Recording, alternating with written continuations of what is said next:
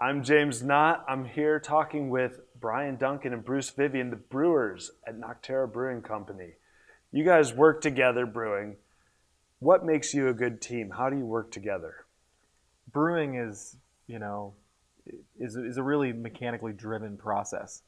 The way wort production and things like that go, you're better off being a plumber and a mechanic than you are being anything else. And with my background as being a mechanic, um, commercial brewing is it's a lot of valves, it's a lot of gaskets, it's a lot of bolts, a lot of nuts. It's a real mechanical process. And then once that hot liquid gets cooled down, it moves off to the next stage in the process, and that next stage is caring for life. There's living organisms inside these vessels, and Bryan's skill set With is a science background, just being able to manage some of the yeast and the fermentation process and having some in-house quality control and management, that's a important process. And I think it is really additive to what Bruce has to offer, being that process-driven hot side of it, and then you bring in the more of the science end as far as the different beer styles and maybe some of the fermentation management. Since we are doing sours, just being able to